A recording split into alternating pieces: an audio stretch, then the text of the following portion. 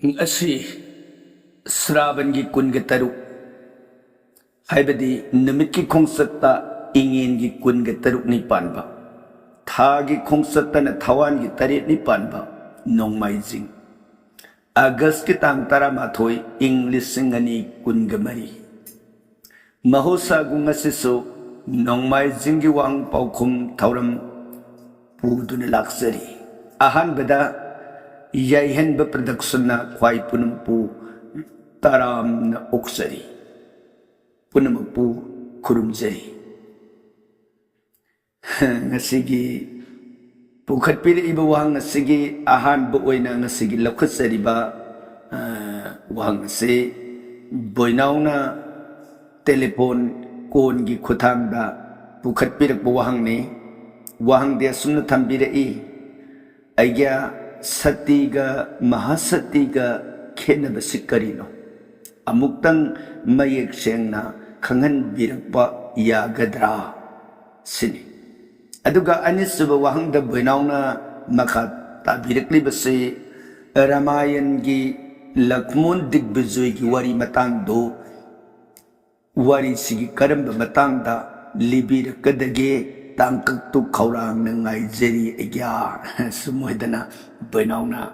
wang pukat pira I benaw gi wang sigi ahan badatan bira iba satiga mahasatiga ni gi barak takhena ba haina tang pira iba sigi paukuboy na ani si hoy maha haiba wahayama yawbasna sati dagidi mahasati na gun karihen ba oina Tambirami atuga topa mot karadana amu sati hari basda sumnagi sati na taba pancha sati haidana pancha sati sina hena wang na amuk su tambirami adupo kena na laidi ba maung sada ekoi kanna duna muktang yung minase pancha sati hairaga kangnari basina ahailya ne tara ne Mandadari ne Kunti amasung Darupadi hariba makoi mga sibuni Pansasati yadana tambiram nibas Pansasati sandalay ribasi maray na tamkibidagi minung misya nang zakrabaso masagi sayang laba sati yamagi magun budi sapsana ngakrabi sati maktani maramaduna makoi na Athoiba sati oigadabani haidana karigumba lari karana mot pibaso adum yawi aduga mahasati haribasadana amu hena laiba pancha sati sidagi hengadabani haidana mot kharap pibaso dum yawi ado koi naineduna yengsi haugi panchakiba pancha sati gi manungda lairibase ahailya tara mandadori kunti amadi Darupadi sigi banungda ihalan boyna ahilya si Gautam ginupini mahakbu indrana longnam duna ijat mangan kibani adupo matungda khanglak ahilya na Gautam da wapam dubu haiduk saki haibadi mangonda indrana longnam birame haibado madugi masi lusin duna tamdam man Hongdo taseng mabungo ding tunga idea jadabni egi pamda mana namdana masisi sum oige yebse magi satitu ay gunduna haido e madidagi Gautam mabungo gi asawbadagi Indra Sararen si masapun na makado lingana lingay bidi penis na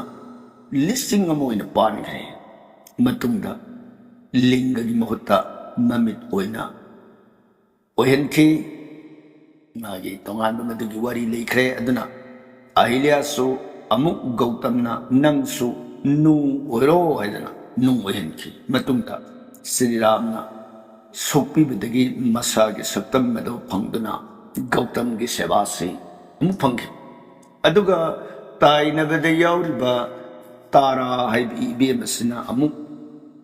kamdaw bagi na haibada Tara sisu masina yonggi ningthaw Bali Ramayan gi wari marakta yawbado Bali ningthaw sige na pini leibag miyam na Bali सीग्रे हैदुना मनाउ Nipah सुग्रीबगी मफमदा नमदुना महारानी फंबान से हप्सिनखिबने मामसानदी याबा नतबदसु मतुंगदा बलिना मागी सेवादो बलि हलौ मतमदा अमुक मागी सेवासी खमखि अदुना येंबा मतमदा तारासिसु अखोइगी मपुरबगी वांगदा अतोपा मनाउ ओरबसु अतोपा मगा लोइनना युबानबगी मरी थमखिबा अदुगा मंददोरिसु रावणगी नुपिनी लैशारिङेगी मतमदा मागी गद्भदगी अंगदा को मसानी पामा यों निंथौ ओगी मथक्ता तंजिखिबा बालीदो माने लौनमगा अंगदसी पोखि मतुंगदा रावणगी मफमदा मंददरिसी लुहोंखि अदुबु मंददोरिना मबुंगो मपुरबदुगी मफमदा मागी थाजब अमदी इपुरब मिन्नोगी सोरने हैबसे मागी सबसाबु वाखंदु अदुम थमखि मतुंगदा मासे रावणगी मनाउ निपा बिभीषणगी मफमदा अमुक महारानी फंबानदु ओइरे अदुदसु मासे मागी रावणदु खक्तना मागी मपुरबने हैब सबसाबु फिरिप लौखि मतंगदा कुंतीसु पांडुगी नुपीनी पांडुगी नुपी ओइबा मागी मसा लेरतबदगी पांडु मपुरबगी याथंग मतुंगिना माना देवतासिंग कौरगा मदगी मसा तोंगान तोंगान बा अहुम फंखि ममांगदा अमुक लेशारिङै मतमदा कर्ण इंदु पोखिबगी वारी अदु मा मसाना याबा नते नमफुदा नमदना मागी इज्जतपु लाना चटखिबनी मागी थमोइददी पांडुदु खक्तने ईश्वरने मागी मपुरबने हैबसे सबसाना लेपखि अदुगुमदना द्रौपदीसु पंच पांडु निपा मंगातो मदुदे हेनबा माना अतोप वाखल अमता मिएं कान चलुबा लेतब सबसाबा मागी फिरेपतु लेखि लेइबा मंगादुगी मनुंगदुदसु अमु माना अर्जुन खक्तबु मागी असेंबा थवाइनी मपुरबने अतैसिना ईश्वर की थवन सिन्नमदगी ओइजिखिबनी हैबि वाखनसे मांगोदा मपुरबु ईश्वर हैबसे द्रौपदीदसु अदुम लेबा अने मंगासिबु पंचसतीनी मागे थमोइदुदी सेंगजब अदुगा मराइबुना तमखिबदगी मखोइसे जगदे येंगबा मतमदा मैनभा सिंगनबगी वाखलबदी अदुम लेबा अदुगा महासतीगी मनुंगदा लेरिबसिदना माद्री अनसुया दमयंती सावित्री सिंता सती अमदी सीता मकोयसना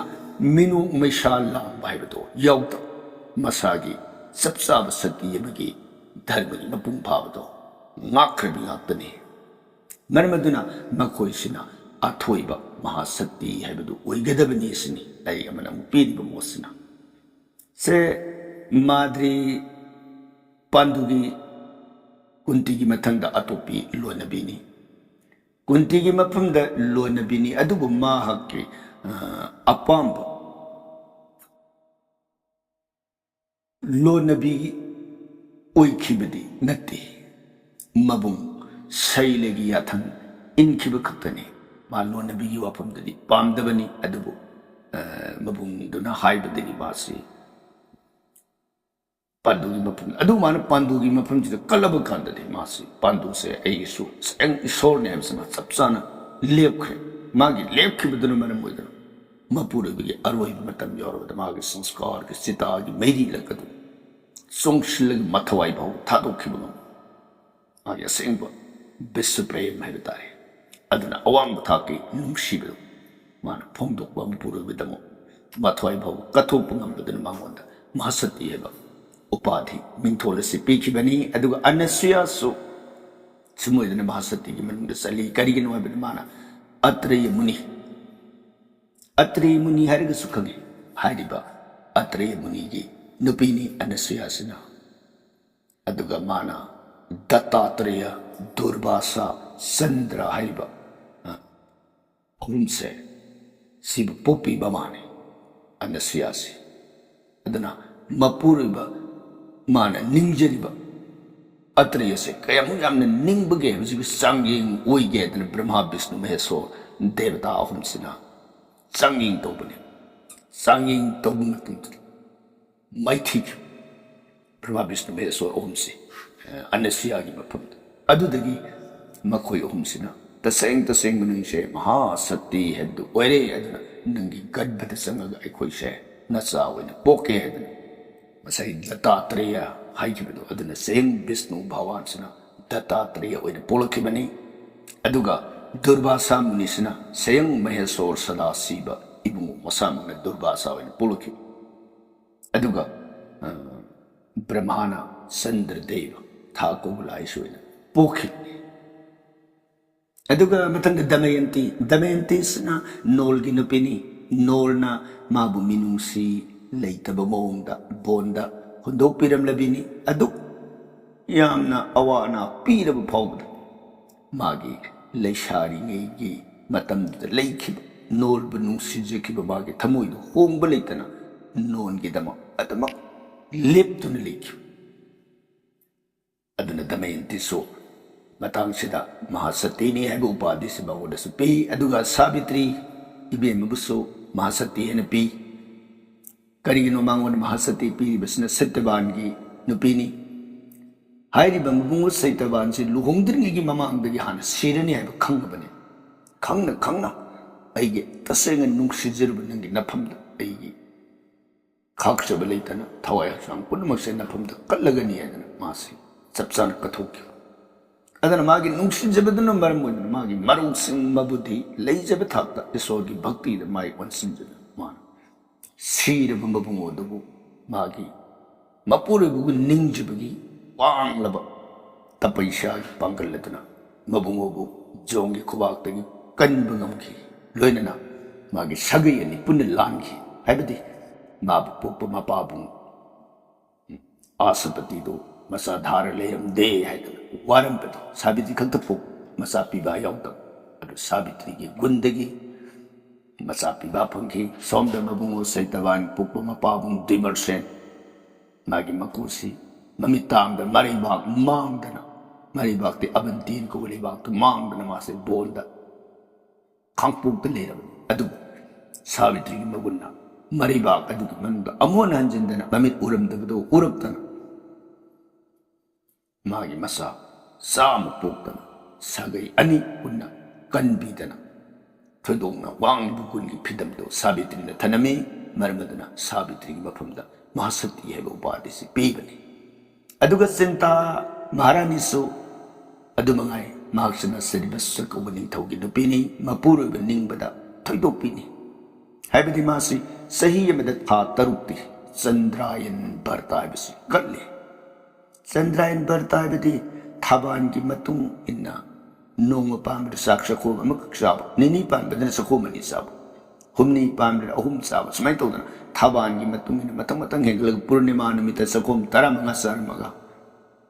पूर्णिमा की हेक नोंगालक पसिदा अमु कृष्णा प्रतिबोध है श्रीधर बगी नोंग पानबा है ने लोरग तरत उनि पानबसिदा सखोम अमद मुहंदा तरत इनि पाम्बदना कृष्णा द्वितीय आयतना सखोमनी दो है मोइन अथंग मतंग अमु हेंगलक पसिना मागी थासी निमित अमावस्यासु सराहि बर्तक मबुंगोना अतोपा नुपीमा भद्रायन को भी कन्यादो अमु मागी मखाद पुसिलक मतम मान लोन बिने खनगिदे मान नुंगसीना भद्रास लून तो करियन तो गे मागी बापसिना अईगा अई पुरोइब सिरिबसगा कोइदिसे काइनग्रबने सही तरानि थोय मतंददा अईगी पुरोइबगी सेवासे कनान ओइरमगदगी अईसु हिदिंगाला लोनबना फारग पुंसे अई लेत्रबदा अदुम नुक्सिजबा अईगी बुंगोगी सोरोनगी सेवादो अहिंग नुथिलनिर कनान ओइबिरमगदगी मासे निंगमदन लेबने अदमाना मबुंगोदु उनरब मतंददा भद्रादो मागी मपानदगी मपुरोइबदु उनजब फंगबनी अमरोमदना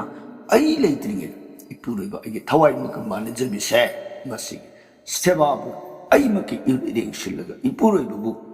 नुक्सिन सेवा ओरंबा मदुना अई सामंगनी भद्रा इनाउसियन खनबंग मागी पुक्से मनाउदबु लून चान तौदना मपुरोइबा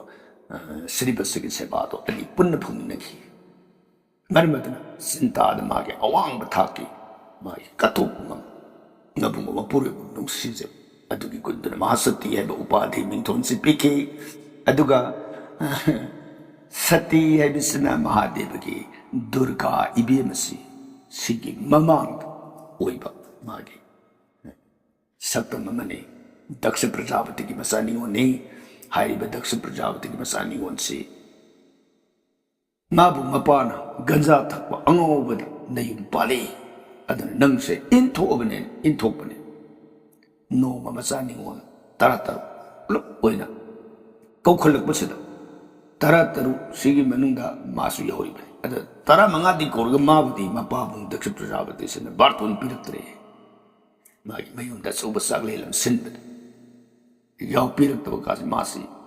ꯂꯩꯔꯤꯕ ꯃꯥꯒꯤ ꯃꯆꯤꯟ ꯃꯅꯥꯎ ꯃꯌꯥꯝꯗꯨꯅ ꯃꯄꯥꯏ ꯃꯅꯥꯛꯇꯨꯗ ꯂꯥꯛꯑꯒ ꯍꯔꯥꯎ ꯇꯌꯥ ꯃꯥꯁꯨ ꯄꯥꯝꯖꯕꯗꯒꯤ ꯆꯠꯂꯨ ꯃꯄꯥꯗꯨꯅ ꯀꯧꯕꯃꯛꯇ ꯀꯧꯕꯤꯔꯛꯇ꯭ꯔꯦ ꯃꯄꯥꯗꯨꯒꯤ ꯏꯪꯒꯤꯠꯇꯨꯅ ꯂꯩꯔꯤꯕ ꯃꯥꯒꯤ ꯄꯣꯛꯃꯤꯟꯅꯕ ꯃꯆꯤꯟ ꯃꯅꯥꯎ 15ꯗꯨꯅ ꯃꯥꯁꯦ ꯍꯟꯅꯃꯛꯇ ꯌꯦꯡꯗꯕ ꯀꯧꯗꯕ ꯆꯥꯁꯤ ꯊꯛꯁꯤ ꯀꯔꯤꯝ ꯍꯥꯏꯕꯤ ꯀꯧꯕꯤꯗ꯭ꯔꯦ ꯃꯥꯁꯤ ꯏꯀꯥꯏꯕꯅ ꯈꯥꯡ ꯉꯝꯗ꯭ꯔꯦ ꯃꯥꯁꯤ ꯁꯤꯔꯦ ꯃꯁꯥꯃꯛ ꯊꯋꯥꯏ ꯊꯥꯗꯣꯛꯑꯦ ꯃꯥꯁꯦ ꯑꯗꯨꯗꯒꯤ ꯃꯍꯥꯗꯦꯕꯁꯨꯅ ꯃꯥꯒꯤ ꯂꯣꯏꯅꯕꯤ ꯁꯇꯤꯗꯨ ꯂꯩꯇ꯭ꯔꯦ ꯍꯥꯏꯕ ꯄꯥꯎꯁꯤ ꯇꯥꯕ ꯁꯥꯎꯔꯗꯅ ꯗꯛꯁ ꯄ꯭ꯔꯖꯥꯄꯇꯤꯒꯤ ꯃꯉꯛꯁꯤ ꯇꯠꯈ꯭ꯔꯦ ꯔꯨꯗ꯭ꯔ ꯁꯨꯛꯇꯤ ꯑꯣꯏꯔꯒ ꯑꯗꯨꯗꯒꯤ ꯁꯇꯤ ꯃꯥꯒꯤ ꯏꯕꯦꯝ ꯑꯁꯤꯒꯤ ꯊꯋꯥꯏ ꯌꯥꯎꯗ꯭ꯔꯕ ꯍꯛꯆꯥꯡꯗꯨ ꯄꯨꯔꯒ ꯂꯥꯛꯇꯅ ꯍꯤꯃꯒꯤꯔꯤ ꯍꯤꯃꯥꯂꯣꯏꯁꯤꯡꯒꯤ ꯆꯤꯡꯌꯥꯡ ꯊꯛꯇ ꯊꯝꯕ ꯃꯇꯝ ꯑꯗꯨꯗꯒꯤ ꯅꯧꯅ ꯃꯥꯒꯤ ꯁꯛꯇꯝꯁꯦ ꯑꯃꯨꯛ ꯑꯣꯏꯔꯛꯈꯤꯕ ꯑꯗꯨꯒꯨꯝꯕ ꯍꯥꯏꯗꯤ ꯃꯕꯨꯡꯉꯣ ꯅꯨꯡꯁꯤꯕꯒꯤꯗꯃꯛ ꯃꯥ ꯊꯋꯥꯏ ꯐꯥꯎꯕ ꯀꯠꯊꯣꯛꯄ ꯑꯗꯨꯒꯨꯝꯕ ꯋꯥꯡꯂꯕ ꯊꯥꯛꯇꯨꯗ ꯃꯥꯕꯨ ꯃꯥ ꯁꯇꯤ ꯍꯥꯏꯕ ꯎꯄꯥꯙꯤꯁꯤ ꯄꯤ ꯑꯗꯨꯒ ꯁꯤꯇꯥꯁꯨ ꯔꯥꯝꯆꯟꯗ꯭ꯔꯒꯤ ꯅꯨꯄꯤꯅꯤ ꯂꯤꯔꯤꯕ ꯔꯥꯃꯥꯌꯟꯁꯤꯒꯤ ꯋꯥꯔꯤ ꯃꯅꯨꯡꯗ ꯂꯩꯔꯦ ꯃꯕꯨꯡꯉꯣ ꯅꯨꯡꯁꯤꯖꯕꯅ ꯂꯪꯀꯥꯗ ꯊꯥ 9 ꯆꯨꯞꯅ ꯀꯔꯤꯝꯇ ꯆꯥ ꯊꯛꯇꯅ ꯂꯩꯕꯇ ꯅꯠꯇꯅ ꯃꯕꯨꯡꯉꯣꯗꯨꯒꯤ ꯆꯤꯡꯅꯕꯗꯨ ꯀꯣꯛꯅꯅꯕꯒꯤꯗꯃꯛ ꯑꯩꯗꯤ ꯂꯥꯟꯗꯕꯤꯅꯤ ꯍꯥꯏꯕꯗꯨ ꯎꯠꯅꯅꯕ ꯃꯩꯒꯤ ꯀꯨꯟꯗ ꯃꯅꯨꯡꯗ ꯆꯣꯡꯁꯤꯜꯂꯒ ꯊꯋꯥꯏ ꯊꯥꯖꯈ꯭ꯔꯁꯅꯨ ꯍꯥꯏꯗꯅ ꯃꯉꯣꯟꯗ ꯑꯀꯤꯕ ꯀꯔꯤꯝ ꯌꯥꯎꯗꯅ ꯃꯩꯗ ꯃꯁꯥꯃꯛꯄꯨ ꯊꯥꯗꯣꯛꯆꯈꯤꯕ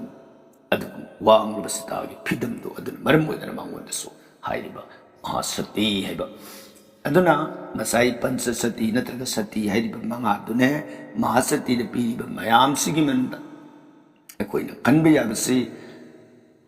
ꯉꯁꯥꯏ ꯃꯉꯥꯗꯨꯗꯗꯤ ꯃꯔꯥꯏꯕꯛꯅ ꯇꯝꯈꯤꯕꯗꯒꯤ ꯑꯣꯏꯈꯤꯕꯅꯤ ꯃꯁꯥꯒꯤ ꯁꯇꯤ ꯒꯨꯟꯗꯤ ꯉꯥꯛꯈ꯭ꯔꯕꯅꯤ ꯍꯥꯏꯗꯅ ꯍꯥꯏꯔꯤꯕ ꯋꯥꯐꯝꯁꯤ ꯎꯠꯂꯤꯕꯗꯤ ꯃꯈꯣꯏ ꯃꯉꯥꯁꯤꯒꯤ ꯃꯔꯛꯇꯗꯤ ꯃꯥꯒꯤ ꯃꯔꯥꯏꯕꯛꯅ ꯇꯝꯕ ꯍꯥꯏꯕ ꯃꯈꯛ ꯃꯥꯅ ꯃꯃꯥꯡꯒꯤ ꯃꯄꯣꯛꯇ ꯀꯔꯤꯒꯨꯝꯕ ꯈꯔꯗꯤ ꯂꯥꯜꯂꯨꯕꯗꯨꯅ ꯍꯟꯗꯛꯀꯤ ꯃꯄꯣꯛꯁꯤꯗ ꯃꯤꯌꯥꯝꯅ ꯃꯩꯅ ꯆꯤꯡꯅꯕ ꯚꯥꯞ ꯍꯥꯏꯗꯤ ꯃꯥꯅ ꯃꯄꯨꯔꯣꯏꯕꯗ ꯐꯅꯌꯥꯝꯅ ꯄꯨꯛꯅꯤꯡ ꯂꯨꯞꯆꯩ ꯍꯥꯏꯔꯒꯁꯨ ꯃꯥꯁꯤ ꯑꯔꯥꯟꯕ ꯈꯣꯡꯐꯝ ꯑꯃꯗꯤ ꯆꯠꯂꯦ ꯑꯗꯨꯅꯗꯤ ꯍꯟꯗꯛꯀꯤ ꯃꯄꯣꯛꯁꯤꯗ ꯅꯠꯇ꯭ꯔꯕꯁꯨ ꯃꯃꯥꯡꯒꯤ ꯃꯄꯣꯛꯇ ꯃꯥꯅ ꯇꯧꯔꯨꯕ ꯄꯥꯞ ꯀꯔꯃꯒꯤ ꯃꯍꯩꯗꯨꯅ ꯍꯟꯗꯛꯁꯦ ꯃꯉꯣꯟꯗ ꯈꯣꯡꯐꯝ ꯑꯃ ꯂꯥꯟꯈꯤꯕꯗꯨꯅ ꯃꯔꯝ ꯑꯣꯏꯗꯅ ꯃꯈꯣꯏꯁꯤ ꯄꯟꯆ ꯁꯇꯤꯒꯤ ꯃꯅꯨꯡꯗ ꯂꯩꯔꯤꯕꯁꯤꯡ ꯑꯁꯤꯗꯒꯤꯗꯤ ꯈꯣꯡꯐꯝ ꯁꯨꯡꯂꯥꯟ ꯂꯥꯟꯗꯕ ꯃꯥꯒꯤ ꯑꯋꯥ ꯑꯅꯥ ꯀꯌꯥ ꯑꯃ ꯇꯥꯔꯕ ꯐꯥꯎꯕꯗ ꯃꯥꯒꯤ ꯃꯕꯨꯡꯉꯣ ꯃꯄꯨꯔꯣꯏꯕꯒꯤ ꯄꯇꯤ ꯕꯔꯇꯥ ꯙꯠꯄ ꯄꯥꯂꯣꯟꯗꯣ ꯀꯥꯏꯗꯅ ꯇꯧꯈꯤꯕ ꯃꯈꯣꯏ ꯂꯩꯍꯧꯔꯤꯕ ꯃꯍꯥꯁꯇꯤ ꯍꯥꯏꯔꯤꯕꯁꯤꯡ ꯑꯁꯤꯅ ꯍꯦꯟꯅ ꯒꯨꯟ ꯂꯩꯕ ꯑꯊꯣꯏꯕ ꯑꯣꯏꯒꯅꯤ ꯍꯥꯏꯕꯁꯦ ꯂꯥꯏꯔꯤꯛꯅ ꯁꯨꯝ ꯑꯣꯏꯗꯅ ꯊꯝꯕꯤꯔꯝꯃꯤ ꯑꯗꯨꯕꯨ ꯂꯥꯏꯔꯤꯛꯁꯦ ꯑꯅꯤ ꯊꯣꯛꯅ ꯄꯤꯕꯅꯤꯅ ꯑꯩꯒꯤ ꯃꯣꯠꯇ ꯕꯤꯆꯥꯔ ꯇꯧꯃꯤꯟꯅꯔꯁꯤ ꯅꯅꯥꯏ ꯑꯩꯒꯤ ꯃꯣꯠꯇꯕꯨꯗꯤ ꯃꯥꯒꯤ ꯃꯃꯥꯡꯒꯤ ꯃꯄꯣꯛꯀꯤ ꯗꯣꯁ ꯂꯩꯇꯕ ꯃꯥꯒꯤ ꯑꯆꯨꯝꯕ ꯑꯁꯦꯡꯕ ꯑꯆꯨꯝꯕ ꯁꯛꯇꯤꯗꯨꯅ ꯃꯔꯝ ꯑꯣꯏꯗꯅ ꯃꯥꯒꯤ ꯃꯄꯨꯔꯣꯏꯕꯒꯤ ꯂꯝꯆꯠ ꯁꯥꯖꯠ ꯄꯨꯔꯣꯏꯕꯒꯤ ꯁꯦꯕꯥ ꯀꯥꯏꯗꯅ ꯐꯪꯈꯤꯕ ꯑꯗꯨꯒꯨꯝꯕꯁꯤꯡꯁꯤꯅ ꯃꯍꯥꯁꯇꯤ ꯍꯥꯏꯕꯁꯤ ꯑꯣꯏꯕꯅꯤ ꯍꯥꯏꯅ ꯊꯝꯕꯤꯔꯝꯃꯤꯕ ꯂꯥꯏꯔꯤꯛꯀꯤ ꯃꯣꯠ ꯑꯁꯤ ꯂꯧꯖꯅꯤꯡꯉꯤ ꯁꯨꯃꯣꯏꯗꯅ ꯕꯣꯏꯅꯥꯎꯒꯤ ꯑꯍꯥꯟꯕꯒꯤ ꯄꯥꯎꯈꯨꯝ ꯑꯁꯤ ꯄꯤꯖꯒꯦ ꯑꯅꯤꯁꯨꯕ ꯄꯥꯎꯈꯨꯝꯗ ꯕꯣꯏꯅꯥꯎꯒꯤ ꯊꯝꯕꯤꯔꯛꯏꯕꯁꯤ ꯔꯥꯃꯥꯌꯟꯒꯤ ꯂꯛꯃꯣꯟ ꯗꯤꯒꯕꯤꯖꯣꯏꯒꯤ ꯋꯥꯔꯤ ꯃꯇꯥꯡꯗꯨ ꯀꯔꯝꯕ ꯃꯇꯥꯡꯗ ꯂꯤꯒꯗꯒꯦ ꯇꯥꯡꯀꯛꯇꯨ ꯈꯧꯔꯥꯡꯅ ꯉꯥꯏꯖꯔꯤ ꯑꯩꯒ꯭ꯌꯥ ꯍꯥꯏꯅ ꯇꯥꯛꯄꯤꯔꯛꯄꯅꯤ ꯆꯨꯝꯃꯤ ꯔꯥꯃꯥꯌꯟꯁꯤꯒꯤ ꯃꯅꯨꯡꯗꯗꯤ ꯕꯣꯏꯅꯥꯎ ꯂꯛꯃꯣꯟ ꯗꯤꯒꯕꯤꯖꯣꯏ ꯍꯥꯏꯕ wari ki matang si liroi do bani oja singna mamang thakta ge dum sanra I Ramayan de lide ma de Mahabharata oida liga do bani karina haibada Ramayan iriba kabi Balmiki masabangna haigar bani mamangi wafam da su tamjakre matek amadi amuk su binawi wang pakumoina samlamna tamjage karino haibada nasai Ramsita ibungo ibema nido kuimanna panchabati bondagi kaina khibaduna tha tara sumna lanka da leirurabani aduna aina asam kaina duna kuina thamba taragadi jagat ki mabungo mabema oiriba ibungo ibema anido ai dosa oirakpa tare khanbadagi masi pare jawramni nawgiti raja abhishek oirage aduna Sri Ram se abhishek oijinikre matungda mana Ram sina abhishek oiro matungda Ram Raj Chakrabarti oire hada mana lairikshi ibijo matangira masi nungairaktab Ram si mana ngamidi Ravon khaktani hoi Ravon si mapambona prithvi tanatana marol hongambanina marol hongammiba mama ngammagadi ma Raj Chakrabarti oire khandadi iru adubu jagat se akanba haibasidi tambang manate ason ba magi kubak ta so akan badum tu ba yai marmaduna Ravon natab akto pa mai kubak ta Ram do tu basu tambang amde pak saw prithvi sida marol hums aduna Ravon khak ngamaga mangon da upati pibasigi muta mana punamak singlan da ngamuraga Raj Chakrabarti haibasidi sum matong khak ngamaga piru sida yang kana gumna masida tarka Taura agadi, jela agadi, aisi, haidana mana singnana. Mana yang hamning uri bena kari nuar. Raj Chakrabarti hai posi, haidi haijuloro, mayak sidi kakning do. Tasing nama kisi Raj Chakrabarti si, oibang zutok parans. Aman ningsing mangsing dana magi waris ira kallaga leigi pose sina. Bias na Mahabharata lairik si, iram dagi matamda, ibagi saili si, mati kangda, tambala. Lain kama iga dages matamda da Balmiki na magi Mahabharata ibagi diyom si tae taabu matungda magi Mahabharata sige ak sauba wari si purapakata nangi lairik si yang pak saudo re maramadu na se nangi Mahabharata sige manungda aigi Ramayana sita horab sita badinati khangna aise we manna Ram Sita kaina gre bapo era adraina kanto sakki bani wafam se nangi Mahabharata sida somda lady Ramayan si kanna namgidam wari sinangi to the hapsin lo haidana wana ta kaga lakmun tikbijoy gi wari she sumoine nangi wari to the liu haidana haidi hapsin lo haidana mana pulap si taglat bani adana Vyas masamang namagi Mahabharata lairik sigi banungda masu hapsindre Mahabharata lairik sigi banungda haidi happy sangke boina ketang apaga man mama samang haktheng na no lairik kan pando na bon sali matam se sidi maha amrita gi masakoi ba wari tangka gamani Vyas na sulum na khanj Balmiki na sulum na khanjat wari ni wari se pung sang thawa yauna Tajaragadi man mana aninga pambaro lepna thung jabangap adugma lairik ni haidana mana pando ki mafamda lakmon digbijoy haiba wari se liduna Mahabharata bon parabagi manungda tahan khibani adubu hoy bainauna wari matang si Ramayan gi manung sida tabi ningi haina tangpira abanina jasinga thambirami ba magi lairik tu gi manungda Lady Badudagi Kaitang Hong to Oga, Haibadi, Mapado, Libadi Mahabharata Libani Adubu Wariki Paring the day, Lakmon Ibadu Kana the lay, Ramayan the lay, Ram Kalai the lay, Ramayan the lay, Labanina, Nadiki Parak to the Lakmon Tibijogi Wari She, Satpani Haina, Piakamati Tamzeramaga, Tankaksumatang, Yoshilakadore, Ram Ajudhya. Yorkadore Ramna Ajudhya se hek yobuga masi Abhishek ki wafam si taanarakpa matamda Abhishek si तौदना हाना बिजोई चलो है बिजोई चटपगी वारी की मतंगसी लीजरगे मरम अदुना बेनाव होय ताकपीरबनिना वाफम से क्वाई गुरुजोन like लेम कबी सिंगी मफम the Coke नोंजरगा लखमोन दिग्बिजोई वारी सी थमजरगे हाइदना समोदन बेनाव की मफम दा खंगंजरी अदुगा ngasiगी नसुबो वांग ओइना पुखटपीरइबसिना मी लाई luang sana pukhitpirappa wahangni mi lai luang sana thambira iba wafam asina makardhajaga hanuman ga patan da lan thengnaba amadi lan tauba thengnajai ram lakmun kanba lakpada ojagi wari dadi yauba thengnade oja haidana thambirapani mi lai luang sa wangsiga manaba mamangi wang pakung ki thorum desu atop sing pukhat pikre mafam sida nanai na thamji khidabadi kari gi no na haibada ngasai gi akoina neina jariba balmiki ni ibaramayan amadi kritibas ni ibaramayan mapung na kritibas si paludrasu yare ramayan kanani i balmiki ni ibaramayan dumukta yaut bhaibata wari batangsi yaudabana maram oitana batangsi thamjadabani hadana mamangi wafamdasu thamjakrabani ngasu amukka hanna milai luangsa gi mafamda kabina thamamdabanina thamjadre samoidana thamjarage aduga ngasige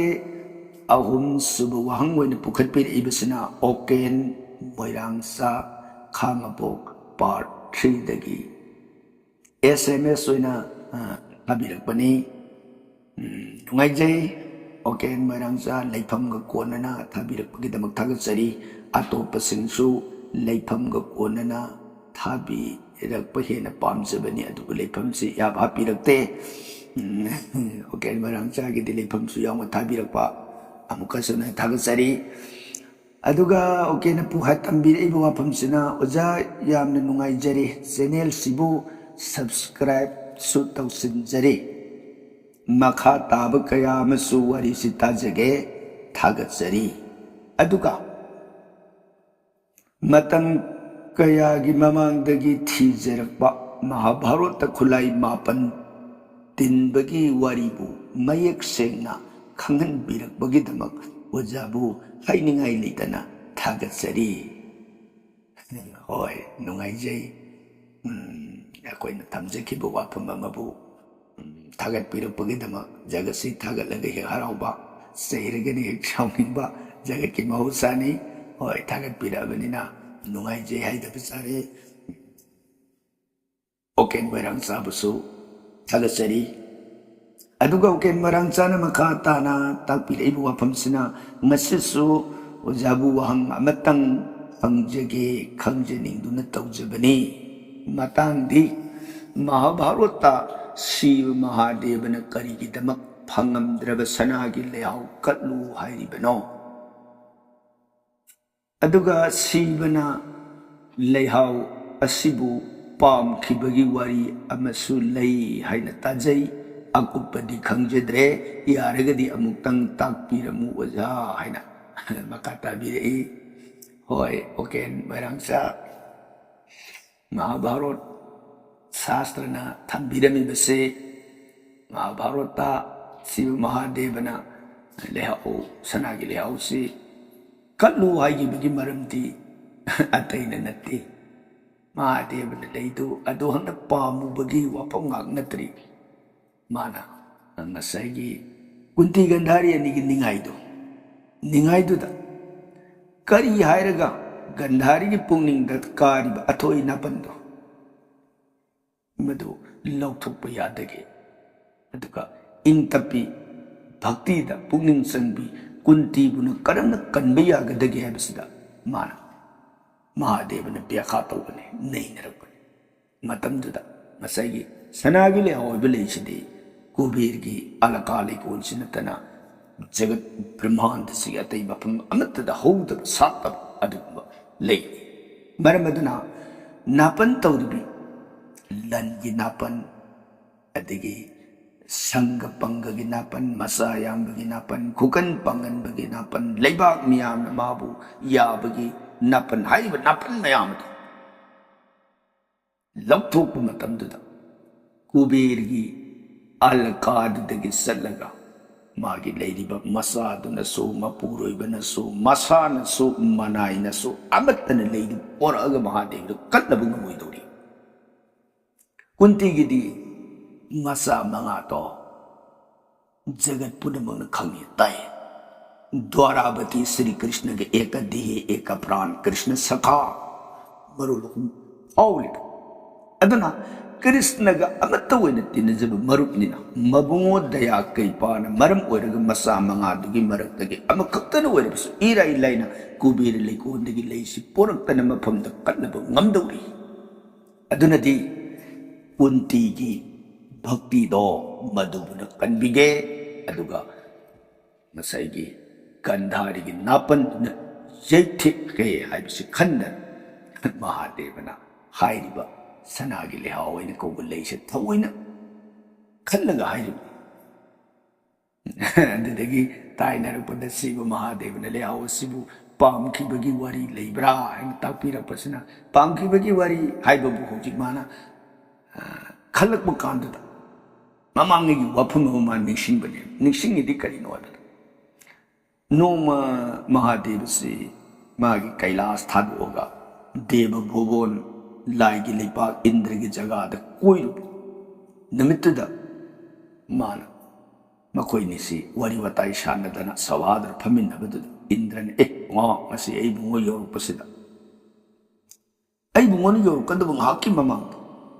Devashinardala Mana lay yamapurkane ifam the pyramid lay gimaming na sanagi layaw kauye bunga lay she Pazatra do ying be uwedra Nardan pyramid lay putotan Mahadev Utpani Mahadev kadai kadai Ying na serious ta kutting totana Indra hape bungo serious ta Mahadev lay do lower ying ukanda lay do na Pazari relation nung shiri bilaynam Layshak laynamdu. Layshri kyamu yam nakna Mahadeva hori yeda. Mag ektang na kubiri gwandu hori ne. Mahadeva layrin kirkilas. Kubiri layrin alaka. Lokshal antani khalis. Ado kubir Mahadeva anise. Wangang na de kaung na de samna da. Kani dagi kubir duna yam likba kuppa. Mahadeva duna yam po. Mahadeva di bonda ta haidu. Nei bada pidabli aduguma puksen saur mangunda lik pa haibdu leitam aduguma ibungo duga kwaiden lik kubi duga ani tinaba nungai tabadagi threat sana da waitai na aduna ani du wa kaya ingangang na dabren mangundagi leid likrabadu da leidu piu hairu doksi mosina isore sri masana kanagumuna nungsi na manguna kalakpu potu na tanamoina kak pampide Kubir di mana tawai na ni bedu pam da bedagi leibu. Namitu da di mana. Kubir gi da hau bedu mana. Pajaba leishak nungsi be leinam du uraga di pam. Hang bedi mana ang tengam kita. Namitu da leibu ya pang beda Mahadeva na. Oh mangun da pira buin pap da sat pusilaga. Buning da oh leisi. Yang pajare. Inang lei pang kita libe leidu sini. Aigi Devi Durga dam tung pibiraga Devi du harawalage kandaman lainam du lowal waraga mai trisundur thiet Indra su kashu haidre ne makata na wari watai ani du sale sabal waraga salage adra Mahadeva duna satkrab hak satkrab tundu da Indra suna ngasai leidu bungo du pusa khae ai dikkat panate yengbi wainu utpani leidu yam phajaba leini ai Tanaru kine Tanaraktan Mahadeva sigi leidu pibira mo idana adu da Mahadeva si ane ikai ki bai tai leidi pirame aduga Mahadeva si pamba dumadi thamoi de lerega phangba su ngamdra kubira da haiga dosu tanba Indra na su leidu lahoraba aduna mangon de leishim tang phangagadi haide khanjaba medi leya leidi bedu ase Gandhari kunti ani ningai sangda narapagi matang duda ani duda baidi leisi moina lawru bada waga do leidi oi ꯑꯗꯨꯕꯨ ꯋꯥꯔꯁꯨ ꯋꯥꯅ ꯒꯟꯙꯥꯔꯤꯅꯗꯤ ꯃꯄꯣꯛꯁꯤꯃꯗꯤ ꯁꯨꯡꯉꯝ ꯉꯝꯃꯔꯣꯏ ꯀꯨꯟꯇꯤꯗꯤ ꯀ꯭ꯔꯤꯁꯅꯒ ꯃꯔꯨꯞ ꯑꯣꯏꯖꯕ ꯃꯆꯥ ꯃꯉꯥꯗꯨꯅ ꯃꯔꯝ ꯑꯣꯏꯔꯒ ꯁꯣꯏꯗꯅ ꯂꯩꯁꯤ ꯄꯤꯕ ꯉꯝꯒꯅꯤ ꯍꯥꯏꯕꯗꯨꯗ ꯃꯥꯅ ꯉꯁꯥꯏꯒꯤ ꯍꯥꯏꯔꯤꯕ ꯂꯩꯁꯤ ꯄꯥꯝꯕꯗꯒꯤ ꯁꯨꯝ ꯑꯣꯏꯗꯅ ꯋꯥꯐꯝꯁꯤ ꯑꯅꯤꯒꯤ ꯃꯐꯝꯗ ꯍꯥꯏꯈꯤꯕꯅꯤ ꯍꯥꯏꯗꯅ ꯑꯣꯀꯦꯟ ꯃꯣꯏꯔꯥꯡꯆꯥꯒꯤ ꯃꯐꯝꯗ ꯁꯝꯄꯠꯅ ꯋꯥꯐꯝ ꯑꯁꯤꯅ ꯄꯥꯎꯈꯨꯝ ꯑꯣꯏꯅ ꯊꯝꯖꯔꯤ ꯊꯥꯒꯠꯆꯔꯤ ꯃꯊꯪꯗ ꯃꯁꯤꯒꯤ ꯃꯔꯤꯁꯨꯕ ꯑꯣꯏꯅ ꯋꯥꯍꯪ ꯑꯣꯏꯅ ꯄꯨꯈꯠꯄꯤꯔꯛꯏꯕꯁꯤꯅ NL ꯈꯨꯃꯟꯅ ꯋꯥꯍꯪꯗꯤ ꯅꯠꯇ꯭ꯔꯦ ꯆꯨꯝꯅ ꯁꯨꯝ ꯄꯥꯎꯗꯝꯖꯕ ꯍꯥꯏꯕ ꯇꯥꯔꯦ ꯑꯣꯖꯥꯕꯨ ꯑꯣꯟꯊꯣꯛꯅ ꯅꯨꯡꯉꯥꯏꯖꯈ꯭ꯔꯦ ꯑꯁꯤꯒꯨꯝꯕ ꯈꯟꯅ ꯅꯩꯅꯕꯒꯤ ꯋꯥꯍꯪ ꯄꯥꯎꯈꯨꯝꯒꯤ ꯊꯧꯔꯝ ꯑꯃ ꯍꯥꯞꯆꯤꯟꯕꯤꯔꯛꯄꯁꯤ ꯅꯨꯡꯉꯥꯏ ꯍꯥꯏꯅ ꯐꯣꯡꯗꯣꯛꯄꯤꯔꯛꯄꯅꯤ ꯍꯣꯏ ꯊꯧꯔꯝ ꯑꯁꯤꯕꯨ ꯊꯋꯥꯏ ꯌꯥꯎꯅ ꯅꯨꯡꯁꯤꯅ ꯇꯥꯕꯤꯗꯨꯅ ꯅꯨꯡꯉꯥꯏ ꯍꯥꯏꯅ ꯋꯥꯐꯝꯁꯤꯃ ꯄꯨꯈꯠꯄꯤꯔꯛꯄꯒꯤꯗꯃꯛ ꯑꯩꯈꯣꯏꯒꯤ ꯃꯥꯏꯀꯩꯗꯒꯤꯁꯨ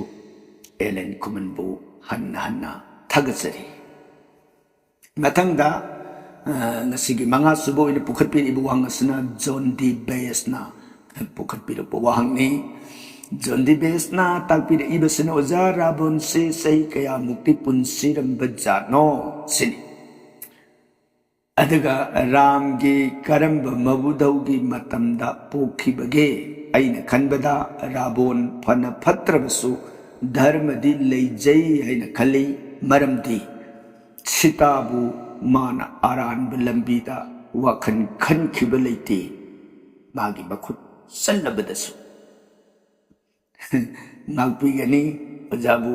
sum khangmingdana haijabani hadana John D. Bass-na takpirei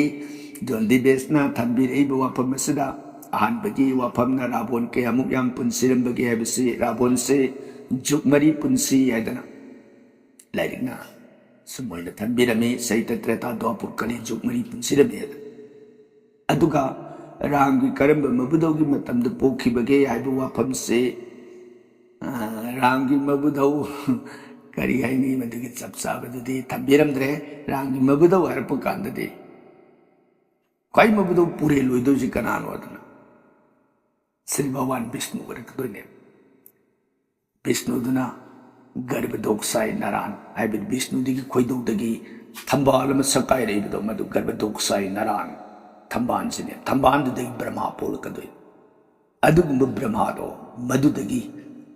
mana tongan mayam pole pokhibasingdugi marakta ngasai Brahma sina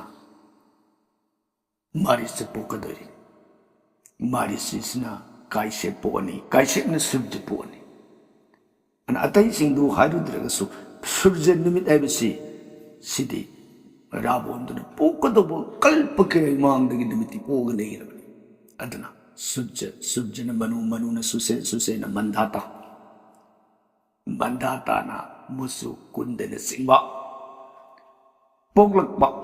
swagi batamsida rabonsi pogamagadra haina saurangna khanjai haijirubagi maramdi Ramayan sigi matam khaktada Ramayan gi libu wari gi paring si khaktada rabonsi leitaba mamangdagi leiba atopa puran singda yauri haibati Narda Purana singbada Brahmanda Purana singbada yaubana maram oidana adoidagi saurakpa amadi oiramgadra haina sum khanjabani madumanga sapsabumaki paukhum simadi karamba ragi mabudogi haktakta oigadagi haibasi thamjaba ngamjadre aduga rabonsi phatna phatrabasu dharmadi leijai haina khalli sitabu makhut sennabasu karigum nattaba mata khanbi khide haina takpireibasi hoi adumoina sadaron mieng amada John D. Bass kumbana jingbibasu kaide adubu tasengba makide rabondu akoigi kari haini upai leitadana pebet ki warida audong lamboibana pebet tu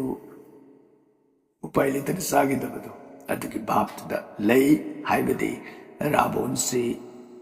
magi mamau nupi rambhada nattaba mieng yengdana ijat mangalubadagi rambhana sapi nang matungda nangi leiriba rani singdu nattaba atopagi ꯀꯩꯅ꯭ꯌꯥ ꯑꯃꯗ ꯅꯠꯇꯕ ꯃꯤꯠꯌꯦꯡ ꯀꯥꯔꯟꯅ ꯍꯦꯛ ꯆꯪꯕꯗ ꯅꯪ ꯂꯦꯞꯅ ꯁꯤꯌꯨ ꯁꯥꯄꯤꯈꯤ ꯑꯗꯨꯅ ꯃꯍꯥꯛ ꯀꯤꯗꯅ ꯎꯄꯥꯏ ꯂꯩꯇꯗꯅ ꯔꯥꯕꯣꯟꯗꯣ ꯂꯩꯈꯤꯕꯅꯤ ꯔꯥꯕꯣꯟꯗꯨꯅ ꯙꯔꯃ ꯂꯩꯇꯕ ꯌꯥꯝ ꯂꯩꯖꯕꯒꯤ ꯋꯥꯐꯝ ꯅꯠꯇꯦ ꯁꯨꯝ ꯑꯣꯏꯗꯅ ꯖꯣꯟꯗꯤꯕꯦꯁꯀꯤ ꯆꯤꯡꯅꯕ ꯋꯥꯐꯝꯗꯨ ꯁꯦꯡꯗꯣꯛꯆꯔꯤ ꯅꯨꯡꯉꯥꯏꯖꯩ ꯖꯣꯟꯗꯤꯕꯦꯁꯀꯤ ꯋꯥꯐꯝꯁꯤꯃ ꯄꯨꯈꯠꯄꯤꯔꯛꯄ ꯇꯥꯏꯅꯔꯛꯄꯗ ꯇꯔꯨꯛꯁꯨꯕ ꯋꯥꯍꯪ ꯑꯣꯏꯅ ꯄꯨꯈꯠꯄꯤꯔꯛꯏꯕꯁꯤ나 ꯅꯕꯆꯟꯗ꯭ꯔ ꯏꯂꯥꯡꯅ ꯄꯨꯈꯠꯄꯤꯔꯛꯄ ꯋꯥꯐꯝꯅꯤ ꯅꯕꯆꯟꯗ꯭ꯔ ꯏꯂꯥꯡꯅ ꯍꯧꯕꯤꯔꯛꯏꯕꯁꯤ ꯊꯥꯒꯠꯆꯔꯤ ꯑꯣꯖꯥꯒꯤ ꯋꯥꯔꯤꯁꯦ ꯇꯥꯕꯗ ꯄꯦꯟꯕ ꯅꯥꯏꯗꯦ wari upload tawbase thengbasina khara nganna tawbirabadi nungaijagani thengbasina ngaibada awaba madi oire haidana nabasandra pukatpirakpani chumi wafamsi pukatpirakpagi damak thagasari nabasandra ilang chumi upload tawba thengbasigi maruiba maramdi ataina nate leijariba koigi area sida network ki phibamsi खरे फत्तबा है बतारे 5G की net से अमुक फंगदबा करीगुंबदा 2G दगा हंधरगा सुमाइना अदना अकोई न थागत प्रति यारिन के अकोई नुमिदाग की पुंग तरु मखाई तरेत स्वाइदगी अयाम मतंदा दिन थागत सही करीगुंबा नोंग पादो थबकना हरक हेक ताब योरबसु पुंग निपान दि सुक्ता ताददने अदुबु नेटवर्क की प्रॉब्लम दो हाई जब तारे अदुना थागत पसिदा सत्पंगम देदना नरंग उत्तर थागत की बिदो अहिंगी पुंग अनि तारंदाय अद्वैदा अपलोड तो मपुंग भाव सुमोइदना मसिंग अरांग से नेटवर्क की खुदों से अदब खरे लेबना मरम होइदना की बनी मतुंगी थोकना नबा खरे नेटवर्क नुंगाई बमफमदा चलगा थागतपगी तांजादुसु येंगनबो होनजगे थावा यौना रामायण वारीसिबु ताबीरगा हेन ताबीदिंबदगी वाफमसी मुखत्पिरकपगिदबक अमुकसु हना नबचंद्र इलांगबु थागसरी अदुगा ngasiगी तारेसुबु इन पुखत्पिरिबा थौदाम श्यामजाईगी वाफमसना रावण की वखलों से असुंबनी सुमोइदना थौदाम संजाय ने पुके प्रेसमे रावण की वखन असुंबनी याय करी की नोना बता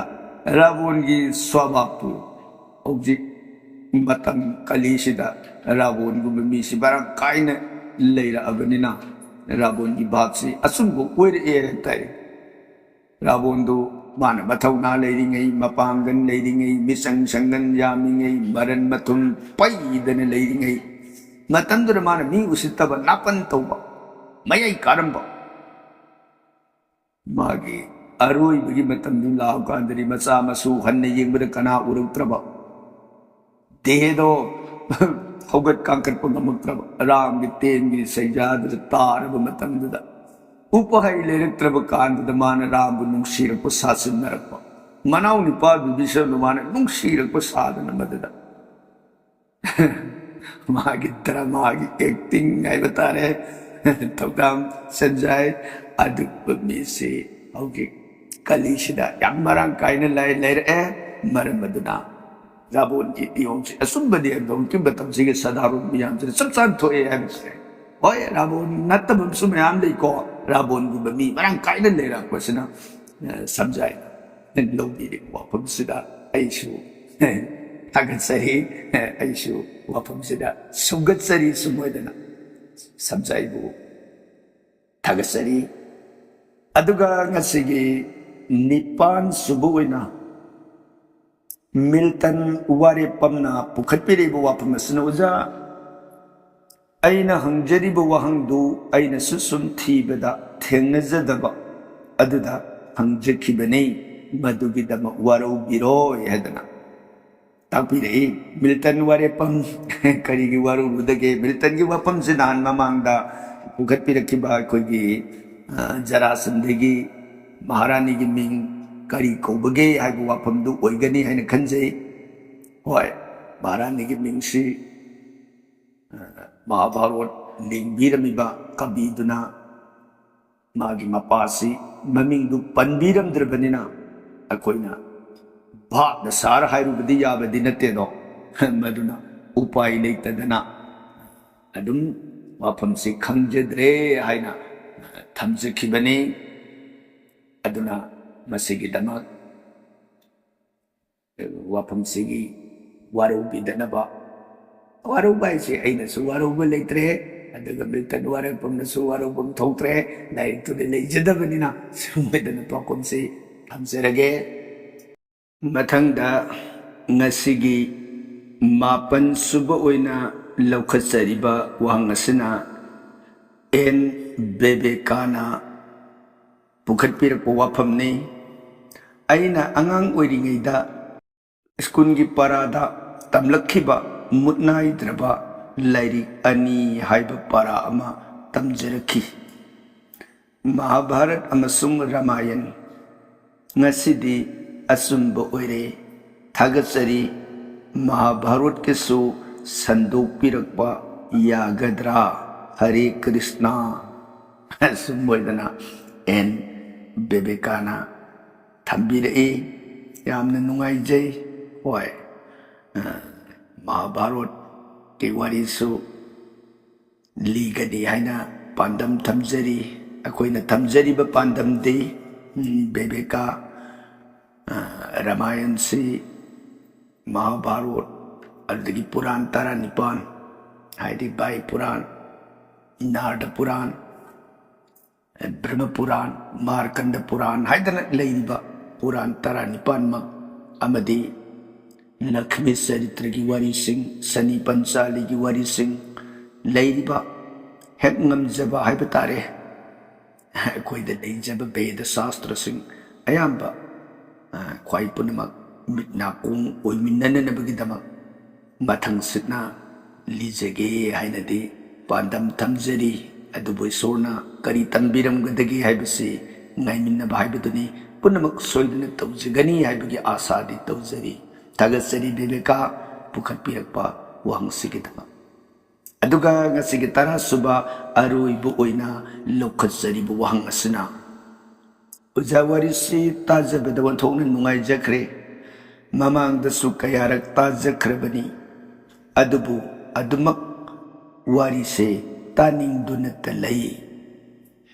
मसे ईश्वरगी ओइबा मगुंदुना ओइगनी खंजै पांगल मयेंग तारकपा सहीना यमसिन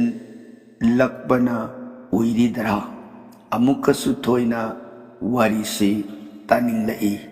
अदुबु मरक मरकता फोन से पैसा यौरक्तबा मई यौरक्तबा इचा इसु सिंगना पुथोखिबा मतंग सिंगदा ताब फंगदबगी अवाबसु हे हे थेंगनै ओजा हाइना पुखटपिरई होय नुंगाइजै ओजागी वाफम से ताजबदा खंजनिंगबु वाफम अमना ओजा वैष्णव हाइबसी करी हाइरिबनो मसिगी चपचाबा अर्थ सिबु करी ओइगदगे मसिगी बरमदा खरदंग ताकपीबा यागद्रा अदुगा अखोइना ईश्वरदा धूप थाउमै कटनरिबसी करीगी ओइगदबनो अदुगा येत ओइ थंबगी मतंगदसु हाइबदी धूप थाउमैसी करम्बना येत करम्बना ओइ थंगना थंगदगे हाइबगी मतंगदसु येतनबा हे यावी मसिबु बेदना मागे अरेपदु करी हाइना थंबिरम्बगे ताकपियु ओजा हाइदना पुखटपिरई यामन नुंगाइजै जोगेन सनसम पुखटपिरपक्सिदमा ओय ईश्वर के नाम ईश्वर की गुण ईश्वर की लीला हाइबसिदि तारु तारुबु खुदिंगमक्ता अवुपा पेनबा लेररोइदबा अदुम तानिंगदुनत लेबा आइदि मतम खरा मुक तानिंगुद्रगसु अमहता मागी फज्जब नुंगद लेरिबा वाफमदुना मरम ओइदना अदुम तानिंगे हाइबसि साधारण अदुम हाइनै अदुगा सहीनि यमसिनलकपनरा हेना तानिंगे सुमे पुनमक्से अरेमबनी हाइदना बेदनसु लाउग्रे जीवगी अरोइबा मतमददि ईश्वर की खुयादा ꯏꯁꯣꯔꯒꯤ ꯃꯔꯨ ꯑꯣꯏꯕ ꯍꯥꯏꯕꯁꯤꯅ ꯃꯊꯪꯒꯤ ꯑꯐꯕ ꯃꯄꯣꯛ ꯐꯪꯅꯅꯕ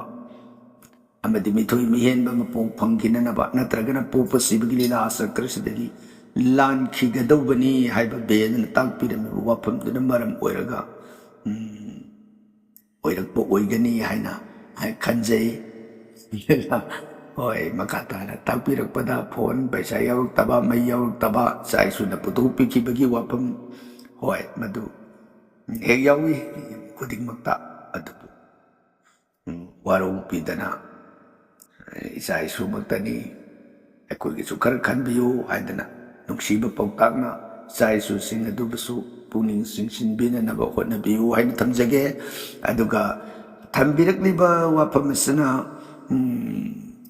ꯕꯩꯁꯅꯣꯕ ꯍꯥꯏꯕꯁꯤ ꯀꯔꯤ ꯍꯥꯏꯔꯤꯕꯅꯣ ꯃꯁꯤꯒꯤ ꯆꯞ ꯆꯥꯕ ꯑꯥꯔꯊꯁꯤꯕꯨ ꯀꯔꯤ ꯑꯣꯏꯒꯗꯒꯦꯅ ꯇꯥꯛꯄꯤꯔꯛꯏꯕ ꯋꯥꯐꯝꯁꯤꯗ ꯖꯣꯒꯤꯟ ꯁꯅꯁꯟ ꯕꯦꯗꯅ ꯊꯝꯕꯤꯔꯝꯂꯤꯕꯁꯤꯗ ꯕꯩꯁꯅꯣꯕ ꯍꯥꯏꯕꯒꯤ ꯑꯥꯔꯊꯗꯤ ꯏꯁꯣꯔꯒꯤ ꯃꯥꯏꯀꯩꯗꯒꯤ ꯃꯥꯏ ꯂꯩꯊꯣꯛꯄ ꯂꯩꯇꯅ ꯂꯦꯞꯇꯨꯅ ꯑꯗꯨꯝ ꯂꯩꯔꯕ ꯍꯥꯏꯅ ꯕꯦꯗꯅ ꯊꯝꯕꯤꯔꯝꯃꯤ ꯑꯗꯨꯅ ꯕꯩꯁꯅꯣꯕꯁꯤꯗ ꯑꯃꯨꯛ ꯃꯈꯜ ꯑꯍꯨꯝ ꯊꯣꯛꯅ ꯑꯃꯨꯛ ꯕꯦꯗꯅ ꯈꯥꯏꯗꯣꯛꯄꯤꯔꯝꯃꯤ ꯊꯝꯕꯤꯔꯝꯃꯤꯕ ꯕꯩꯁꯅꯣꯕ ꯃꯈꯜ ꯑꯍꯨꯝꯁꯤꯗꯤ ꯑꯍꯥꯟꯕꯒꯤ ꯕꯩꯁꯅꯣꯕ ꯃꯈꯜꯁꯤ ꯕꯦꯗꯅ ꯍꯥꯏꯔꯤꯕꯁꯤ ꯃꯁꯥꯒꯤ ꯑꯣꯏꯖꯕ ꯄꯨꯝꯅꯃꯛ ꯊꯥꯗꯣꯛꯂꯕ ꯖꯒꯠꯁꯤꯗ ꯎꯔꯤꯕ ꯂꯩꯔꯤꯕꯁꯤꯡꯁꯤ ꯏꯁꯣꯔꯒꯤ ꯃꯁꯛꯅꯤ ꯍꯥꯏꯅ ꯈꯜꯂꯕ ꯃꯉꯣꯟꯗ ꯊꯥꯒꯠꯂꯕꯁꯨ ꯍꯔꯥꯎꯗ꯭ꯔꯕ ꯆꯩꯔꯕꯁꯨ ꯁꯥꯎꯗ꯭ꯔꯕ ꯍꯔꯥꯎꯕ ꯁꯥꯎꯕ ꯃꯉꯣꯟꯗ ꯑꯃꯠꯇ ꯂꯩꯇ꯭ꯔꯕ ꯃꯍꯥꯛ ꯑꯁꯤꯅ ꯑꯊꯣꯏꯕ ꯕꯩꯁꯅꯣꯕꯅꯤ ꯍꯥꯏꯗꯅ ꯕꯦꯗꯅ ꯄꯤ ꯑꯗꯨꯒ ꯑꯅꯤꯁꯨꯕ ꯃꯈꯜꯒꯤ ꯕꯩꯁꯅꯣꯕ ꯑꯁꯤꯅ ꯃꯁꯥꯒꯤ ꯑꯣꯏꯖꯕ ꯋꯥꯈꯜꯗꯤ ꯊꯥꯗꯣꯛꯇꯕ ꯁꯪꯁꯥꯔꯒꯤ ꯀꯔꯃ ꯈꯨꯗꯤꯡꯗ ꯍꯥꯏꯕꯗꯤ ꯊꯕꯛ ꯈꯨꯗꯤꯡꯃꯛꯇ ꯄꯨꯛꯅꯤꯡ ꯆꯪꯂꯕꯁꯨ ꯅꯣꯡꯃꯒꯤ ꯉꯥꯏꯍꯥꯛꯇꯪ ꯑꯣꯏꯔꯕꯁꯨ ꯏꯁꯣꯔꯕꯨ ꯀꯥꯎꯗꯅ ꯅꯨꯡꯁꯤꯖꯅ ꯁꯣꯟꯖꯔꯤꯕ ꯏꯁꯣꯔꯗ ꯚꯛꯇꯤ ꯇꯧꯖꯔꯤꯕ ꯃꯍꯥꯛ ꯑꯗꯨꯅ ꯃꯌꯥꯏ ꯑꯣꯏꯕ ꯊꯥꯛꯀꯤ ꯕꯩꯁꯅꯣꯕꯅꯤ ꯍꯥꯏꯗꯅ ꯁꯨꯃꯥꯏꯅ ꯊꯝꯕꯤꯔꯝꯃꯤ ꯑꯗꯨꯒ ꯑꯍꯨꯝꯁꯨꯕ ꯃꯈꯜꯒꯤ ꯕꯩꯁꯅꯣꯕ ꯑꯁꯤꯅ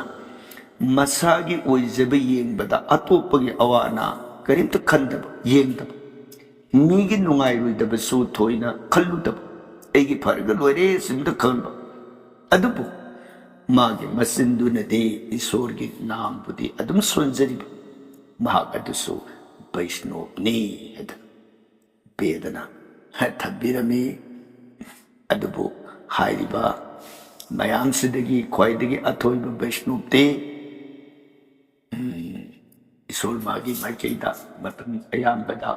ꯃꯁꯥꯒꯤ ꯑꯣꯏꯖꯕ ꯋꯥꯈꯜ ꯊꯤꯗꯅ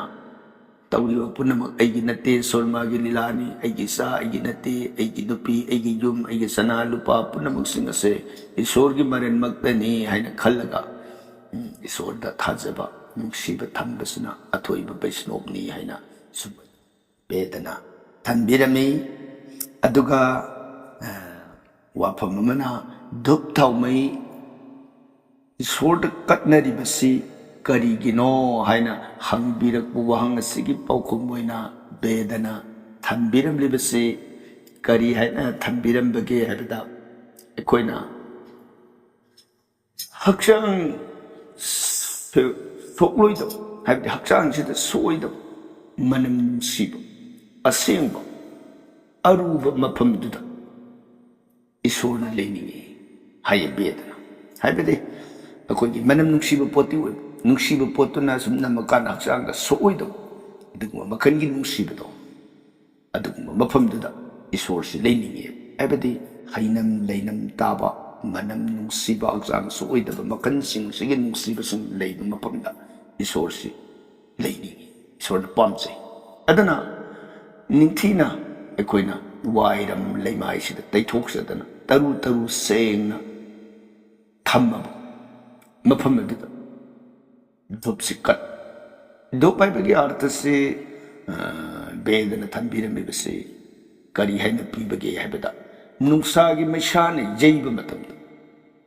ꯃꯉꯣꯟꯗꯒꯤ ꯃꯅꯝ ꯅꯨꯡꯁꯤꯕ ꯃꯅꯝ ꯊꯣꯛꯂꯛꯄ ꯑꯗꯨꯒꯨꯝꯕ ꯎꯄꯥꯝꯕꯤ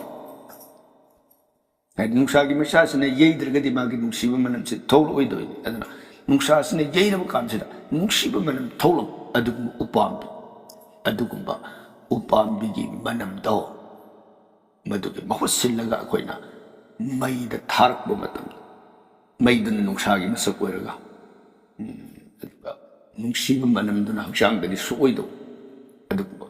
ꯅꯨꯡꯁꯤꯕ ꯃꯅꯝꯕꯨ ꯊꯣꯛꯍꯜꯂꯤꯕꯗꯣ ꯃꯗꯨꯕꯨ ꯙꯨꯞ ꯀꯧꯏ ꯁꯤꯅꯤ ꯕꯦꯗꯅ ꯄꯤꯔꯤꯕꯁꯤ ꯍꯥꯏꯗꯤ ꯃꯩ ꯊꯥꯗ꯭ꯔꯤꯉꯩ ꯃꯇꯝꯗ ꯃꯥꯒꯤ ꯃꯅꯝꯁꯤ ꯀꯜꯂꯝꯗ꯭ꯔꯕꯁꯨ ꯃꯩ ꯊꯥꯔꯀꯥꯟꯗ ꯃꯥꯒꯤ ꯅꯨꯡꯁꯤꯕꯁꯤ ꯍꯦꯟꯅ ꯍꯦꯟꯅ ꯊꯣꯛꯂꯛꯄ ꯑꯗꯨꯒ ꯊꯣꯛꯏꯕ ꯃꯅꯝꯗꯨꯅ ꯍꯛꯆꯥꯡꯗꯗꯤ ꯁꯣꯛꯑꯣꯏꯗꯧ ꯑꯗꯨꯕꯨ ꯃꯅꯝꯗꯣ ꯃꯗꯨ ꯙꯨꯞ ꯀꯧꯏ ꯍꯥꯏꯗꯅ ꯍꯥꯏꯔꯤꯕ ꯙꯨꯞ ꯑꯁꯤ ꯀꯠꯆꯕ ꯃꯇꯝꯗ ꯑꯩꯈꯣꯏꯅ ꯊꯥꯖꯕ ꯊꯝꯂꯤꯕ ꯑꯩꯅ ꯄꯥꯝꯖꯔꯤꯕ ꯏꯁꯣꯔꯗꯨꯅ ꯄꯦꯟꯕꯤ ꯁꯤꯅꯤ ꯕꯦꯗꯅ ꯍꯥꯏꯔꯤꯕꯁꯤ ꯃꯗꯨꯅ ꯃꯔꯝ ꯑꯣꯏꯗꯅ ꯃꯐꯝ ꯑꯗꯨꯗ ꯂꯩꯔꯝꯕ ꯅꯠꯇ꯭ꯔꯒ ꯂꯥꯛꯀꯗꯕ ꯐꯠꯇꯕ ꯇꯤꯃꯨ ꯂꯩꯃꯨꯁꯤꯡꯅ ꯂꯩꯕ ꯉꯝꯗ꯭ꯔꯤ ꯀꯔꯤꯒꯤꯅꯣ ꯇꯤꯃꯨ ꯂꯩꯃꯨ ꯚꯨꯠ ꯄ꯭ꯔꯦꯇꯅꯆꯤꯡꯕ ꯐꯠꯇꯕꯁꯤꯡ ꯂꯩꯕ ꯉꯝꯗ꯭ꯔꯤꯗꯤ ꯍꯥꯏꯗꯤ ꯅꯨꯡꯁꯤꯕ ꯃꯅꯝꯗꯨ ꯀꯜꯂꯕ ꯀꯥꯟꯗ ꯏꯁꯣꯔꯗꯨꯅ ꯄꯦꯜꯂꯗꯨꯅ ꯑꯩꯒꯤ ꯅꯥꯛꯁꯤꯗ ꯏꯁꯣꯔꯒꯤ ꯂꯥꯛꯏ ꯏꯁꯣꯔꯁꯤꯅ ꯃꯥꯒꯤ ꯏꯁꯣꯔꯗꯨꯅ ꯂꯥꯛꯑ ꯃꯇꯝꯗ ꯚꯨꯠ ꯄ꯭ꯔꯦꯠ ꯇꯤꯃꯨ ꯂꯩꯃꯨ ꯑꯁꯤꯗꯤ ꯃꯣꯏꯗꯤ ꯃꯌꯥꯅꯤ ꯏꯁꯣꯔꯗꯨ ꯂꯥꯛꯑꯀꯥꯟꯗ ꯃꯌꯥꯗꯨ ꯂꯩꯉꯝꯗ ꯆꯦꯟꯈꯤꯕ ꯑꯗꯨꯅ ꯏꯁꯣꯔꯗꯣ ꯃꯗꯨꯅ ꯂꯥꯛꯄꯤꯅꯅꯕ ꯏꯁꯣꯔꯗꯨꯅ ꯂꯩꯕꯤꯔꯅꯕ ꯏꯁꯣꯔꯗꯨꯅ ꯂꯩꯔꯕ ꯀꯥꯟꯗ ꯃꯇꯣꯝꯇ ꯃꯔꯅꯥꯏ ꯚꯨꯠ ꯄ꯭ꯔꯦꯠꯁꯤꯡ ꯑꯗꯨ ꯆꯠꯈꯤꯅꯅꯕ ꯑꯗꯨꯝ ꯑꯣꯏꯗꯅ ꯙꯨꯞ ꯑꯁꯤ ꯀꯠꯅꯔꯤꯕꯅꯤ ꯑꯗꯨꯅ ꯀꯠꯄ ꯃꯇꯝꯗ ꯑꯩꯈꯣꯏꯅ ꯙꯨꯞ ꯍꯥꯟꯅ ꯀꯠꯀꯅꯤ ꯃꯩꯗꯒꯤ ꯀꯔꯤꯒꯤꯅꯣ ꯍꯥꯏꯕꯗ ꯑꯍꯥꯟꯕꯗ ꯏꯁꯣꯔꯗꯨ ꯂꯦꯡꯕꯤꯔꯛꯅꯕ ꯅꯨꯡꯁꯤꯕ ꯃꯅꯝꯗꯨꯗ ꯑꯗꯨꯒ ꯚꯨꯠ ꯄ꯭ꯔꯦꯠ ꯇꯤꯃꯨ ꯂꯩꯃꯨ ꯐꯠꯇꯕ ꯑꯌꯦꯠ ꯑꯄꯟ ꯄꯤꯔꯒꯗꯕ ꯊꯋꯥꯏꯁꯤꯡ ꯑꯗꯨ ꯂꯥꯞꯅ ꯆꯠꯈꯤꯅꯅꯕ ꯙꯨꯞꯁꯤ ꯍꯥꯟꯅ ꯀꯠꯀꯅꯤ ꯑꯗꯨꯒꯤ ꯃꯊꯪꯗ ꯃꯩ ꯀꯠꯂꯤꯕꯁꯤꯅ ꯏꯁꯣꯔꯒꯤ ꯂꯩꯔꯤꯕ ꯃꯥꯒꯤ ꯃꯇꯤꯛ ꯃꯉꯥꯜ ꯑꯗꯣ ꯐꯣꯡꯗꯣꯛꯄꯤꯔꯛꯅꯕꯒꯤꯗꯃꯛꯅꯤ ꯑꯩꯈꯣꯏꯅ ꯏꯁꯣꯔꯒꯤ ꯃꯅꯨꯡꯗ ꯂꯩꯔꯤꯕ ꯃꯉꯥꯜꯗꯣ ꯐꯨꯗꯣꯛꯄꯤꯔꯛꯑꯣ ꯍꯥꯏꯕꯗꯨꯒꯤ ꯑꯩꯈꯣꯏꯅ ꯃꯩꯔꯥꯁꯤ ꯍꯥꯏꯗꯤ ꯃꯩꯁꯤ ꯀꯠꯀꯗꯧꯕꯅꯤ ꯁꯤꯅꯤ ꯕꯦꯗꯅ ꯊꯝꯕꯤꯔꯝꯃꯤꯁꯤ ꯃꯩ ꯀꯠꯄꯁꯤꯗ ꯑꯩꯈꯣꯏꯅ ꯑꯃꯨꯛ ꯀꯩꯅꯣꯁꯤ ꯙꯨꯞꯇꯨꯅ ꯍꯥꯟꯅ ꯀꯠꯀꯗꯧꯕ ꯑꯣꯏꯕꯅꯤꯅ ꯌꯦꯠꯇ ꯊꯝꯃꯅꯤ ꯑꯗꯨꯒ ꯃꯩꯁꯤꯅ ꯀꯣꯟꯅ ꯀꯠꯀꯗꯧꯕ ꯑꯣꯏꯕꯅ ꯑꯣꯏꯗ ꯊꯝꯃꯅꯤ ꯑꯗꯨꯒ ꯃꯩꯁꯤ ꯀꯠꯄ ꯃꯇꯝꯗ ꯏꯁꯣꯔꯗꯨꯅ ꯂꯩꯔꯤꯕ ꯃꯥꯏꯀꯩꯗꯨ ꯑꯩꯒꯤ ꯃꯥꯏꯀꯩ ꯌꯦꯡꯕ ꯅꯠꯇꯕ ꯏꯁꯣꯔꯁꯤ ꯃꯥꯏꯀꯩ ꯀꯗꯣꯝꯗꯣ ꯑꯣꯜꯍꯟꯒꯗꯧꯔꯤꯕꯅꯣ ꯑꯩꯒꯤ ꯄꯨꯛꯅꯤꯡꯗ ꯈꯟꯕ ꯇꯥꯔꯦ ꯍꯥꯏꯕꯗꯤ ꯑꯩꯒꯤ ꯈꯨꯠ ꯌꯦꯠ ꯑꯣꯏꯗ ꯌꯦꯡꯕ ꯌꯥꯗꯦ ꯏꯁꯣꯔꯗꯨꯅ ꯂꯩꯔꯤꯕ ꯃꯥꯏꯀꯩꯗꯨ ꯏꯁꯣꯔꯁꯤꯅ ꯃꯥꯏ ꯅꯣꯡꯁꯨꯛ ꯑꯣꯟꯅ ꯂꯩ ꯇꯥꯔꯒꯗꯤ ꯏꯁꯣꯔꯗꯨꯒꯤ ꯌꯦꯠ ꯊꯪꯕ ꯃꯈꯨꯠ ꯌꯦꯠ ꯊꯪꯕ ꯃꯥꯏꯀꯩꯔꯣꯝꯗ ꯙꯨꯞꯁꯤ ꯀꯠꯂꯅꯤ ꯏꯁꯣꯔꯗꯨꯒꯤ ꯑꯣꯏꯗꯨꯅ ꯊꯝꯕ ꯃꯥꯏꯀꯩꯗꯨꯗꯅ ꯃꯩꯁꯤ ꯀꯠꯂꯅꯤ ꯁꯨꯃꯥꯏꯅ ꯅꯣꯡꯄꯣꯛ ꯑꯣꯜꯂꯝ ꯇꯥꯔꯒꯅ ꯏꯁꯣꯔꯗꯨꯒꯤ ꯌꯦꯠ ꯊꯪꯕ ꯃꯥꯏꯀꯩꯗ ꯙꯨꯞ ꯑꯣꯏꯗ ꯃꯩ ꯁꯨꯃꯥꯏꯅ ꯀꯠꯀꯗꯕꯅꯤ ꯍꯥꯏꯅ ꯏꯁꯣꯔꯅ ꯂꯩꯔꯝꯕ ꯏꯁꯣꯔꯗꯨꯒꯤ ꯐꯤꯔꯤꯗꯨꯒꯤ ꯌꯦꯠ ꯑꯣꯏꯗꯨ ꯆꯨꯝꯅ ꯃꯩ ꯑꯃꯗꯤ ꯙꯨꯞ ꯑꯁꯦ ꯌꯦꯠ ꯑꯣꯏ ꯆꯨꯝꯅ ꯀꯠꯀꯅꯤ ꯑꯁꯨꯝ ꯑꯣꯏꯗꯅ ꯕꯦꯗꯅ ꯃꯩ ꯀꯠꯄꯒꯤ ꯋꯥꯐꯝ ꯑꯁꯤ ꯐꯣꯡꯗꯣꯛꯄꯤꯔꯝꯃꯤ ꯑꯗꯨꯒ ꯃꯩꯁꯤꯗꯁꯨ ꯑꯃꯨꯛ ꯑꯩꯈꯣꯏꯅ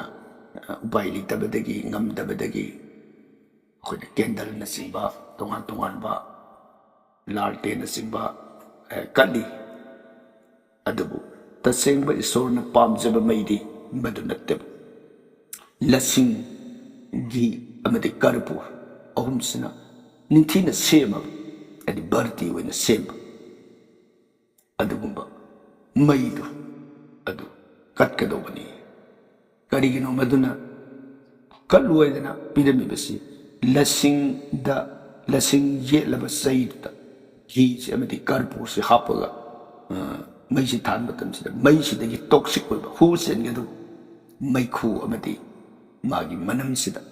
ꯍꯛꯆꯥꯡꯗ ꯁꯣꯛꯍꯟꯕꯒꯤ ꯆꯥꯡꯁꯤ ꯌꯥꯝꯅ ꯍꯟꯊꯅ ꯂꯩ ꯃꯩ ꯑꯇꯩꯁꯤꯗꯅ ꯃꯩꯗꯨꯒꯤ ꯊꯣꯛꯂꯛꯄ ꯃꯅꯝꯗꯨꯗ ꯍꯛꯆꯥꯡꯗ ꯁꯣꯛꯅꯤꯡꯉꯥꯏ ꯑꯣꯏꯕ ꯑꯗꯨꯒꯨꯝꯕ ꯁꯣꯛꯅꯤꯡꯉꯥꯏ ꯑꯣꯏꯕ ꯃꯩꯁꯤꯡꯗꯤ ꯏꯁꯣꯔꯅ ꯀꯠꯂꯛꯄꯗ ꯄꯥꯝꯗꯦ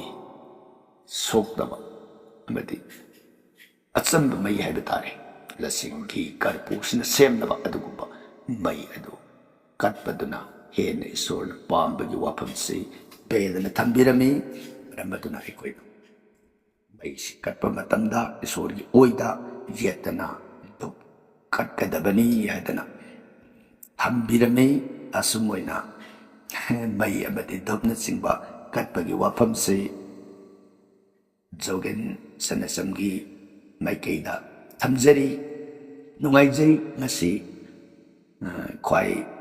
punamakna nuksibidana asigumba yaihenba production na puthokjariba Ramayan wari ge serial sige iroinana wahang paukhumgi thauram amatang semjabasida khwai punamakna sugatpidana aige aningba puningge pamba wafam pongdokpiraktana mahaktang khanna neilajabagi thauram asibu mapung phan bibagidamak wahang pukhatpira iba amadi tabiriba khwai punamakpu yahenba production gi maikaidagi amukka suhanna Thagatsari, Kurumjari.